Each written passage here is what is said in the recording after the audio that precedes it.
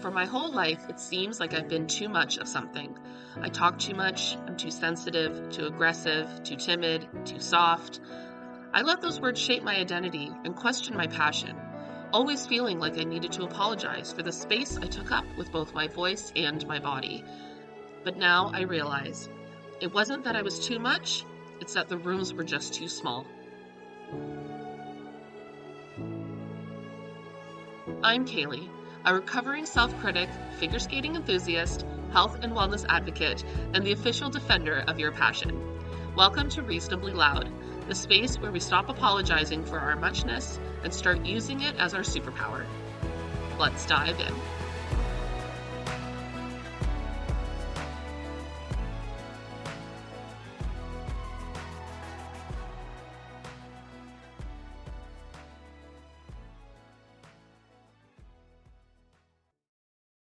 Quick note before we begin.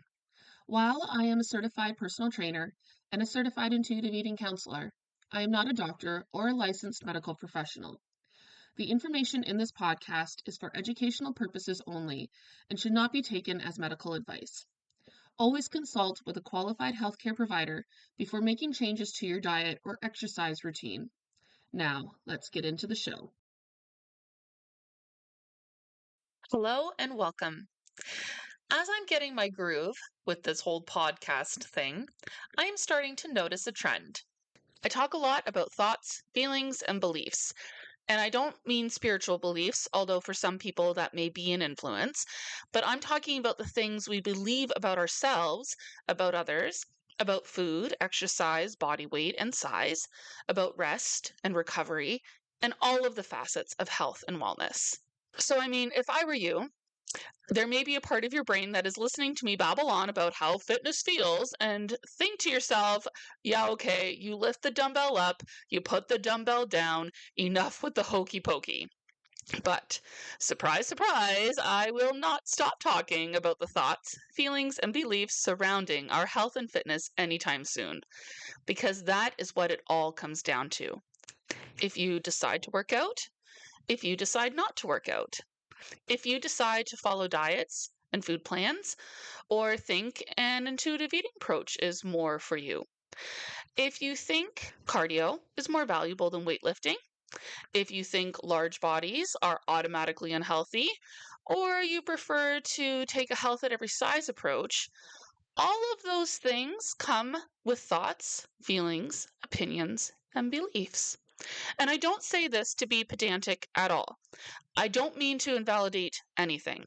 My intention is to help us understand that as much as there is science and research that shows certain realities, our own viewpoint plays a significant role in where we are going to land.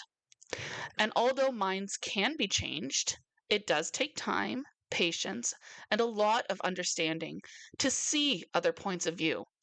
So, yes, exercise is super important, and many would argue that it's a non negotiable.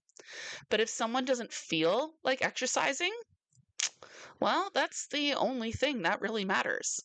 My goal with this podcast and in sharing my own thoughts, feelings, opinions, and beliefs is not for you to see things the same way I do. It's not even necessarily about changing anyone's mind. Unless you are not treating people kindly, especially about their body size, then I do hope to change your mind. My goal is to share how viewpoints, mine included, can and have changed over the years in regard to health and fitness, and that sometimes adjustments in perceptions are good if they benefit us and others.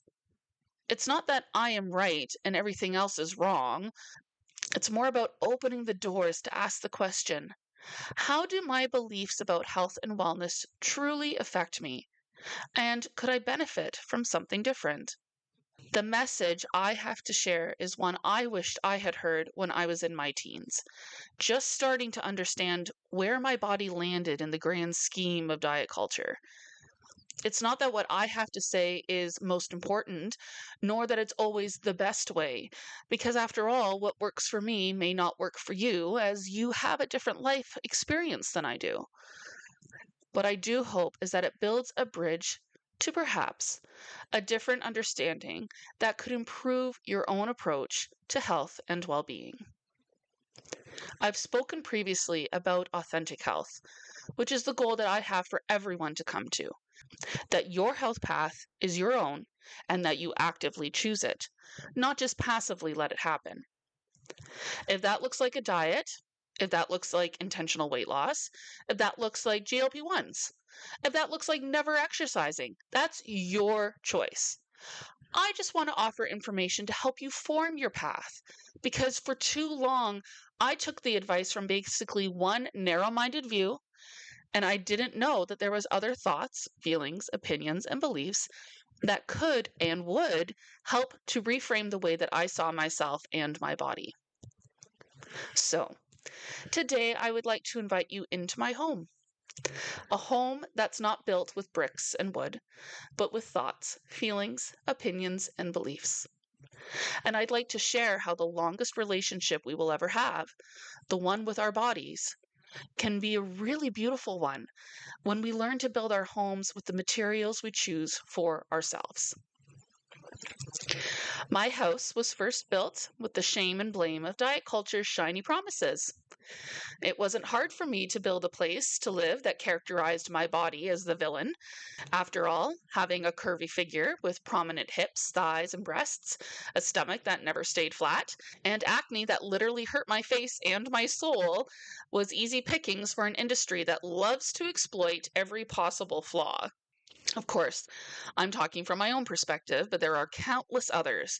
Houses that are built on the opinion that they are too tall, too short, hair is too thin, arms are too flappy, torso is too long, butt is too flat, and on and on and on.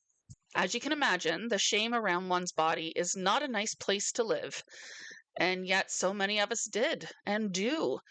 And we think it's completely normal because the windows of our homes are built with blame. Blame keeps us small, hidden, and limits growth. Blame keeps us in a cycle. If my lack of progress is my fault, I must look outside of myself to be better. And on it goes. But the tools and materials we're given aren't meant to build us up. They're meant to keep us small, to shrink our bodies and our choices. That's just the foundation of my house. What raises it up is the reinforcement from others.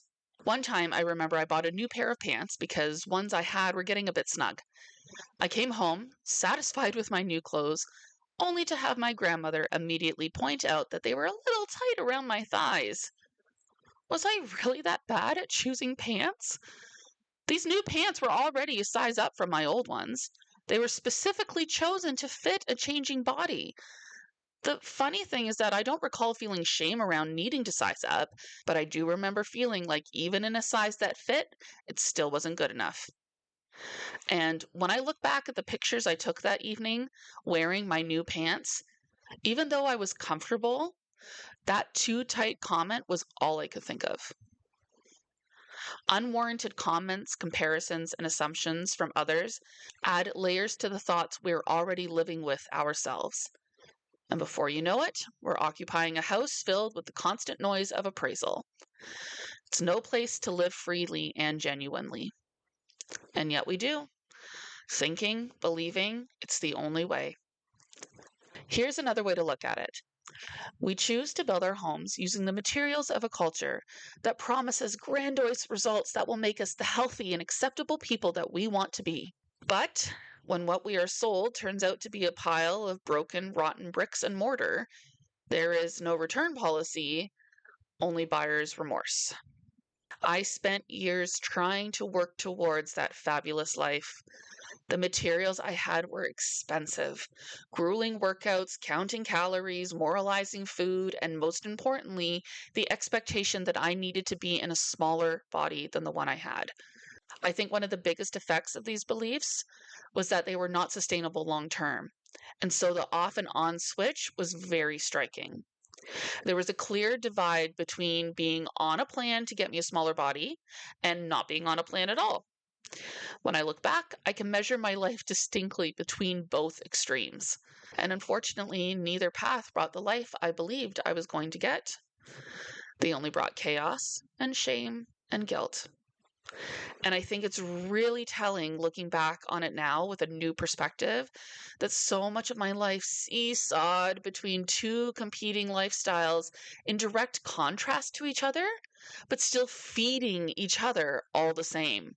If I wasn't so deeply entrenched in unsustainable habits, I wouldn't have swung so far to the other side where I ran screaming in the opposite direction, only to wind myself back around with my tail between my legs to start the whole process all over again. This is the house I lived in for years. Every time I did a new program or diet plan, it reinforced those same beliefs and feelings that made me swing from side to side year after year. The overarching narrative was that I could never get a grip or handle on what I was supposed to do. Diets and plans gave me a sense of purpose in a mental home that was built with mistrust and inadequacy, where my worth was tied to my size and my moral character depended on how good I was with food. Houses are supposed to be stable places of safety and comfort, but the house built with punishing diets, conflicting information, and bodily mistrust does not make for the safe and secure place we need to grow and be nourished. Remember, this is where we will live forever. The longest relationship we will ever have is with ourselves.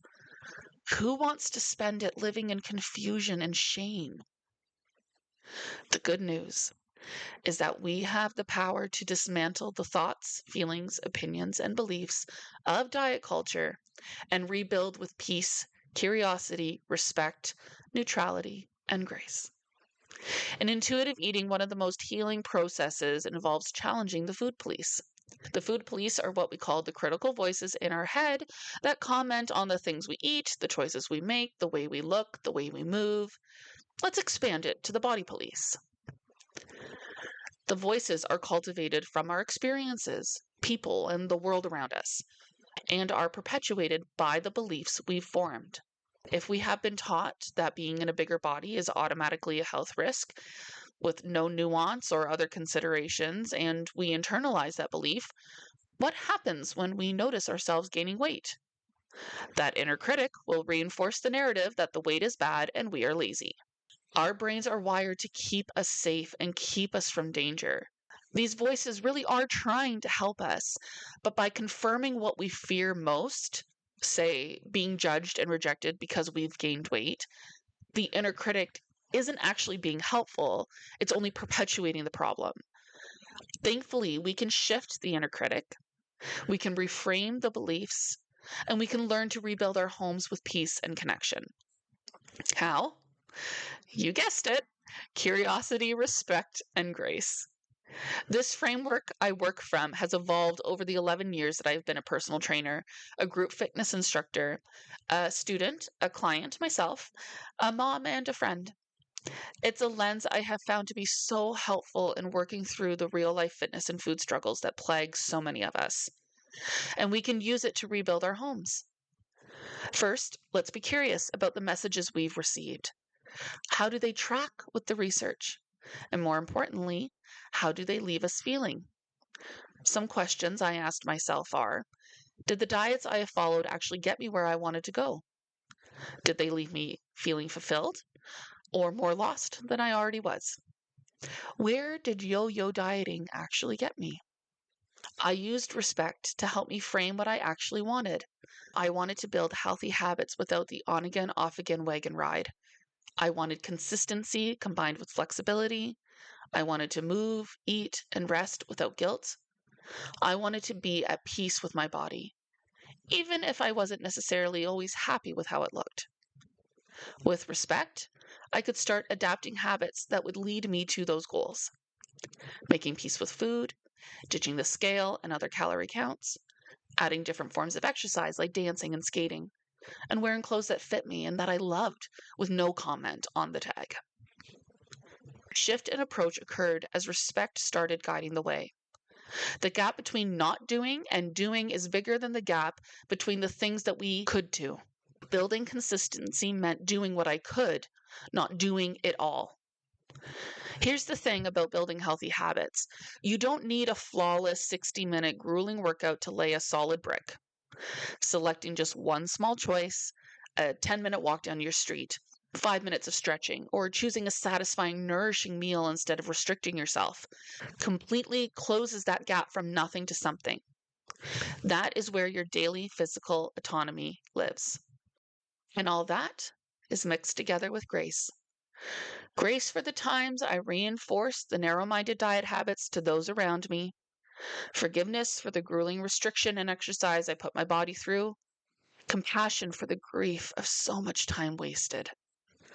Without grace, I would still be stuck in the moment when I was gutted that I had asked people to step on the scale and inadvertently judge their worth by it. I didn't mean harm, I just didn't know any better. And without grace, time wasted would be where I stopped. But now I can look back on my years on the diet culture roller coaster and learn from it. Slowly, carefully, gently, I rebuilt my home. I dismantled the former restrictive thoughts, feelings, opinions, and beliefs, and laid the foundation for new ones. My friends, I cannot express enough how much time, care, and compassion it takes. This was not an overnight job. It was also not a constantly forward moving one either. And where you're currently at and how much you've endured will contribute to your own timeline and path of healing. But here's the best part. Unlike diet culture, which implements artificial timelines on us, like weddings, vacations, and the postpartum baby body, the process towards neutrality and peace does not have a solid finish line. Only you will know what and how it has made a difference for you when you look around one day and realize your home isn't dark, chaotic, and framed by guilt anymore. It will be bright and welcoming and restful. There may be days of chaos, triggers that bring you back to those past feelings, but the difference is that your worth and your value won't be bogged down by those thoughts, feelings, opinions, and beliefs anymore. Hear me clearly on this. Your worth as a human being is entirely unshakable. It is rooted inherently in your existence, not in your ability to comply with diet culture's impossible rules. You do not have to earn the right for your home, filled with your own feelings and beliefs, to take up space in this world, and you certainly do not have to conform your body to deserve respect. So, yes, I will continue to talk about thoughts, feelings, and beliefs because how we internalize our health influences how we live our lives. Whatever your thoughts, feelings, opinions, and beliefs may be, I invite you to examine how they are serving you. And if they are not, give yourself full permission to explore something else that will. I have experienced firsthand how it feels to stay stuck in a pattern that doesn't get you where you want to be. And I have felt the difference when those rotten bricks are tossed aside to make space for the ones that you choose to stand on. I am sending you the courage and strength to take one tiny step towards that which will serve you today. Thank you so much for joining me today. If something resonated with you, I would love to hear from you. You can find me on Instagram at Coach Kaylee B, that's CoachKayleeb, or on Facebook at KB Fitness Plus Wellness. Until next time, let's keep building the circle together, practicing curiosity, respect, and grace. Talk to you soon.